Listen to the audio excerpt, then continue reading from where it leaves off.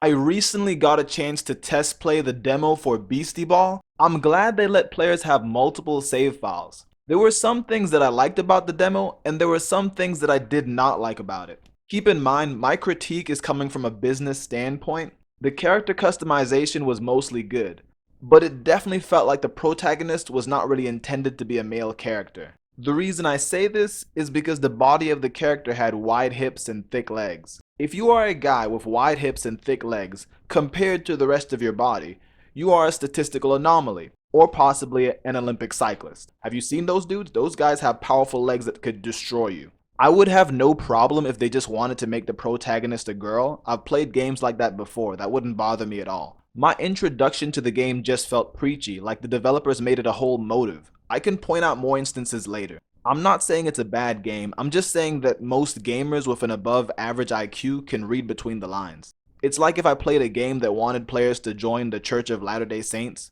It's funny that they had a pronouns option when they already had dialogue available for they, them. Wouldn't it have been easier just to use that dialogue option if they were worried about anyone feeling left out?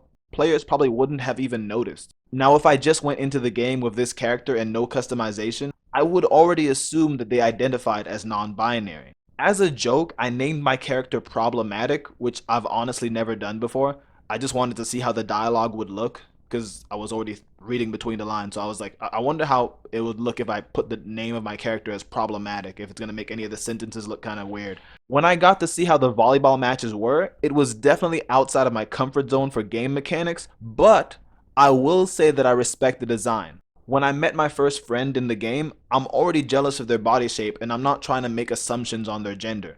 I did like how when my character runs, there is a Scooby-Doo or Tom and Jerry run animation, because I haven't really seen that in a video game before.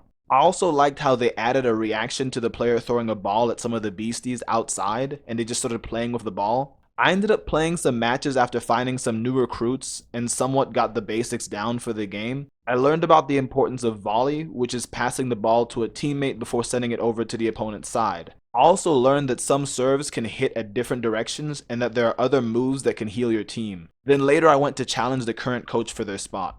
I was surprised to see that they had a high level team. I was thinking it was one of those situations where the player gets humbled early in a game. I got surprised again when I learned that having a high level team didn't guarantee a win in a game like this. This was a refreshing twist, and this battle system is definitely innovative. So after reviewing the game demo, I can say that this doesn't feel like a Concord situation. Even though I felt like the game came off as preachy, the developers still put good effort into the area that counts, the actual gameplay. So even if a gamer may not have the same ideology as the developers of Beastieball, they still might enjoy the actual game because of the gameplay. If you enjoyed watching this video, be sure to subscribe and like and share. Find out what happens next time on the OFC.